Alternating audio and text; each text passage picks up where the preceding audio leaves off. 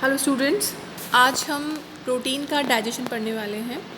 खाने में हम जो दालें, पनीर वगैरह यूज़ करते हैं वो अलग अलग प्रकार के प्रोटीन होते हैं।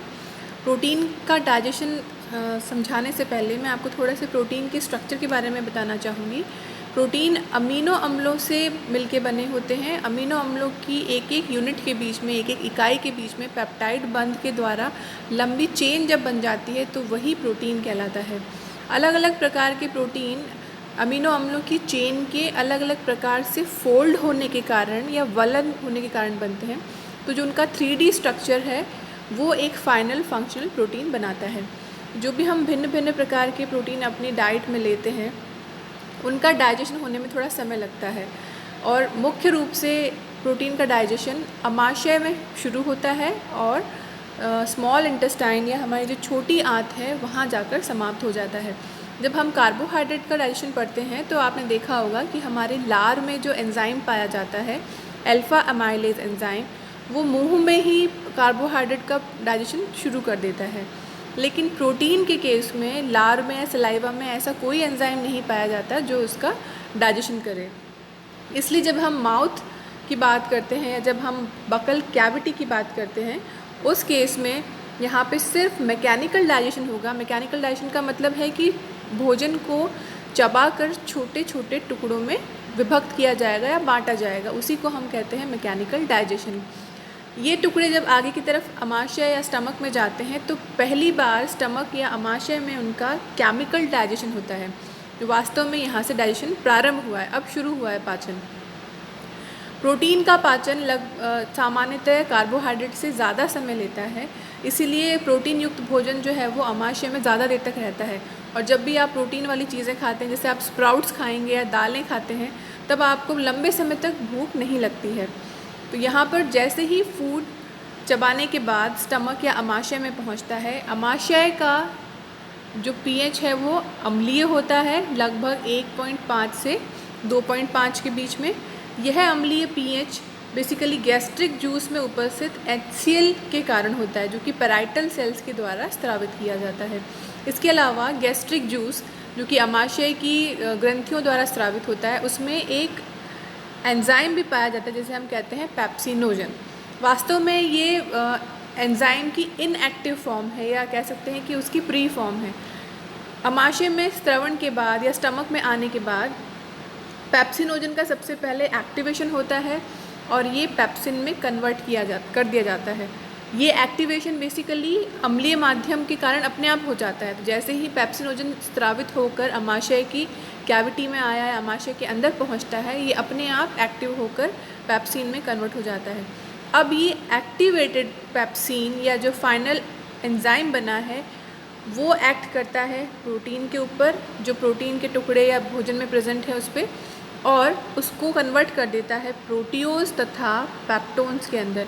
यहाँ जो दो नाम मैंने बताए हैं, प्रोटियोज एंड पेप्टोन, ये वास्तव में प्रोटीन के ही छोटे छोटे खंड हैं, लेकिन क्योंकि अब ये इनका साइज़ छोटा हो गया इसलिए ये थोड़े से वाटर सॉल्युबल हो गए हैं। जबकि जो इंटेक्ट प्रोटीन होता है, शुरुआत का जो प्रोटीन होता है जो पाचन के लिए हमारी बॉडी में गया है, वो इनसॉल्युबल होता है। तो अब ये सॉल्युबल प्रोटीन में कन्वर्ट हो गया। इसके साथ में कुछ अमीनो अम्ल भी इसमें बन जाते हैं। जब हम मिल्क प्रोटीन की बात करते हैं, milk protein basically liquid form में होता है और उसको पचाने के लिए पहले उसका प्रेसिपिटेट बनाना आवश्यक है।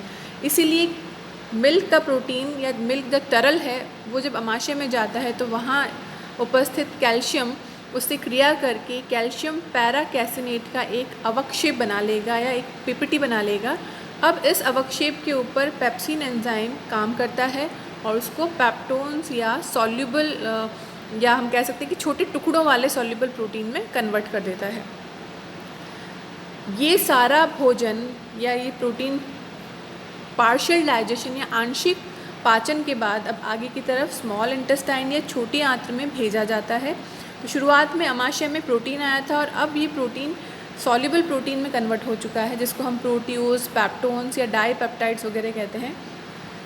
छोटी आंत में जैसे ही ये प्रवेश करता है तो छोटी आंत का पहला भाग है ड्यूओडेनम, जिसको हम ग्रहणी भी कहते हैं हिंदी में। ग्रहणी में अमाशय से जैसे ही भोजन प्रवेश करता है तो उस भोजन का माध्यम होता है अम्लीय।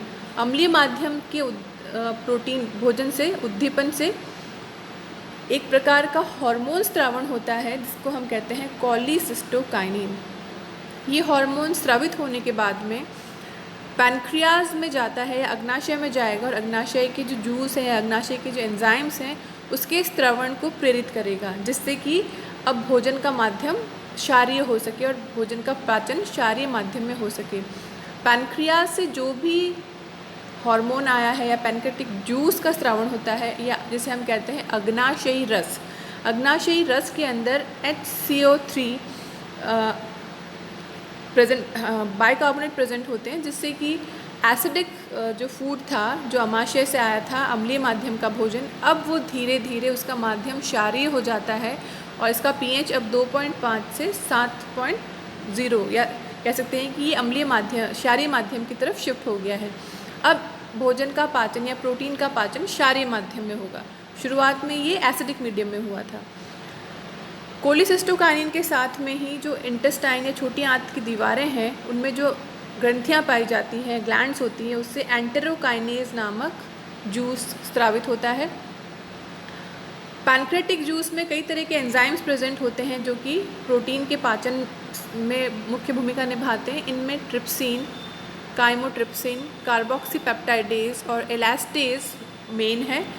इसके अलावा इंटेस्टाइन की अगर हम बात करें, आंत्र की जो ग्रंथियां हैं उसकी बात करें तो उनसे दो मुख्य एंजाइम सिक्रीट होते हैं जो प्रोटीन के पाचन से संबंधित है। इसके अलावा और भी एंजाइम होंगे लेकिन वो कार्बोहाइड्रेट या फैट से रिलेटेड होते हैं। यहाँ पे हम सिर्फ प्रोटीन की बात कर रहे हैं। तो इंटेस्टाइनल एंजाइम जो है उनमें मेन है एमाइनोपेप्टाइडेज तथा डाईपेप्टाइडेज। ये सारे पांचों प्रकार के जो एंजाइम हैं ये अलग अलग प्रोटीन के खंडों पे या अलग अलग चेन्स पे एक्ट करते हैं। इनका स्पेसिफिक एक्शन होता है और इस तरह से ये प्रोटीन की डाइजेशन में हेल्प करते हैं। प्रोटीन के डाइजेस्ट होने के बाद भी कुछ भाग ऐसा होता है, कुछ प्रोटीन ऐसे होते हैं जैसे कोलेजन है या फाइब्रिन प्रोटीन है, ये प्रोटीन पूरी तरह से कभी भी डाइजेस्ट नहीं हो पाते। ये कोलेजन और फाइब्रिन मेनली नॉन-वेज जो डाइट होती है उसका पार्ट बनाते हैं।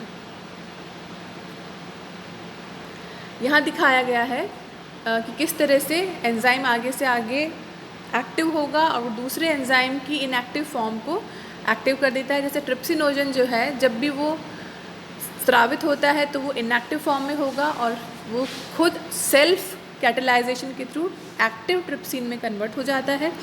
आफ्टर एक्टिवेशन ये दूसरे एंजाइम जिसको हम काइमोट्रिप्सिनोजन कहते हैं उसको एक्टिव करेगा और काइमोट्रिप्सिन के अंदर कन्वर्ट कर देगा।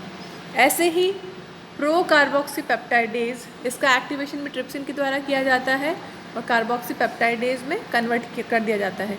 कार्बोक्सीपेप्टाइडेज के 3 प्रकार होते हैं, कार्बोक्सीपेप्टाइडेज ए, बी तथा अमाइनोपेप्टाइडेज। ये अलग अलग प्रकार के प्रोटीनों पे एक्ट करते हैं। प्रो इलास्टेज एंजाइम को एक्टिव करके इलास्टेज में कन्वर्ट कर दिया जाता है, जो कि इलास्टीन प्रोटीन जो एनिमल की स्किन के अंदर होता है उस पर एक्ट करता है। तो ये भी जो नॉन वेजिटेरियन डाइट है उसको या नॉन वेजिटेरियन प्रोटीन है उसको डाइजेस्ट करने में हमारी हेल्प करता है। प्रो कॉलिपेज एंजाइम एक्टिव होकर कॉलिपेज एंजाइम में कन्वर्ट हो जाता है। यहाँ टेबल में समरी दिखाई गई है कि पैनक्रियाज से कौन से एंजाइम, स्टमक से कौन सा एंजाइम स्रावित होगा, पैनक्रियाज से कौन सा होगा और स्मॉल इंटेस्टाइन से कौन सा होगा और उनका मोड ऑफ एक्शन क्या है। जैसे हर एक एंजाइम जो है उसका एक्ट करने का तरीका अलग होता है। यहाँ जैसे हमने कार्बोक्सीपेप्टाइडेज की बात की तो प्रोटीन की चेन जो होती है उसके 2 अलग अलग भाग होते हैं। एक सिरा जो होता है वो अमाइनो एंड कहलाता है या अमीनो सिरा कहलाता है और प्रोटीन की चेन का दूसरा भाग कार्बोक्सी एंड या कार्बोक्सी सिरा कहलाता है। तो यहाँ जो कार्बोक्सीपेप्टाइडेज एंजाइम है वो कार्बोक्सी एंड से डाइजेशन शुरू करता है। जिस जगह CO3 होगा वहाँ पे डाइजेशन का प्रोसेस, वहीं से भोजन प्रोटीन को काटना प्रारंभ करता है। यहाँ पे आपको फिर से समरी दिखाई गई है जिसमें आप देख सकते हैं कि प्रोटीन का डाइजेशन जो माउथ वाला एरिया है, माउथ वाले एरिया में प्रोटीन का डाइजेशन मैकेनिकल डाइजेशन शुरू हुआ है। इसके बाद में स्टमक में आने के बाद स्टमक में देख सकते हैं कि जो बड़े लॉन्ग पॉलीपेप्टाइड थे उनको छोटे छोटे डाईपेप्टाइड्स, ट्राईपेप्टाइड्स और अमीनो एसिड्स में कन्वर्ट किया गया, जिनको हम प्रोटियोज एंड पेप्टोन्स भी कहते हैं। इसके बाद अम्लीय फूड आता है स्मॉल इंटेस्टाइन के अंदर, जिसको क्षारीय किया जाता है, और क्षारीय करने के बाद इसमें पैनक्रियाज, अग्नाशय के तथा छोटी आंत्र के एंजाइम आकर उसमें मिलते हैं और भोजन का पाचन शुरू करते हैं। और अंततः सभी प्रकार के एंजाइम मिलकर अमीनो अम्ल में प्रोटीन को कन्वर्ट कर देंगे। इस तरह से जब भी प्रोटीन डाइजेस्ट होगा तो उसका एंड प्रोडक्ट हम कहते हैं कि वो अमीनो एसिड होगा। और अमीनो एसिड ही छोटी छोटी इकाइयाँ हैं जो कि हमारे इंटेस्टाइन में ईजीली एब्जॉर्ब हो सकती है। पूरी लंबी चेन्स का एब्जॉर्प्शन पॉसिबल नहीं है, तो इसीलिए उनको छोटी छोटी इकाइयों में कन्वर्ट किया जाता है। और इसके लिए उन इकाइयों के बीच या यूनिट्स के बीच के अंदर जो पेप्टाइड बॉन्ड होता है, जो उस चेन को बांध के रखता है, उसका पाचन किया जाता है, उन बॉन्ड्स को तोड़ा जाता है और फाइनली बनने वाले अमीनो एसिड्स को बॉडी अपने आप एब्जॉर्ब कर लेती है और वो ब्लड वेसल में पहुंचता है। हमेशा जब भी भोजन का पाचन होगा और ब्लड के अंदर जो भी डाइजेस्टेड आइटम्स हैं वो एब्जॉर्ब हो जाएंगे, तो हमेशा सीधे लीवर में जाते हैं। जैसे कार्बोहाइड्रेट में भी हमने बात की थी, एक्स्ट्रा जो ग्लूकोज है वो लीवर में जाता है और लीवर में जाके वो स्टोर हो जाएगा, और जब भी हमें ज़रूरत है, जब भी हम फास्टिंग में हैं, स्टार्विंग में हैं, तब वो वापस हमें एनर्जी देता है। इसी तरह से अमीनो एसिड्स भी लिवर में जाते हैं और उनको कभी अलग अलग फॉर्म्स में कन्वर्ट करके स्टोर कर दिया जाता है, और जो एक्सेस है वो स्टोरेज हो जाएगा। और उसके अलावा जितना बॉडी को रिक्वायरमेंट है वो अमीनो एसिड्स हमारे डाइजेशन में, हमारे मेटाबॉलिज्म में काम आ जाते हैं।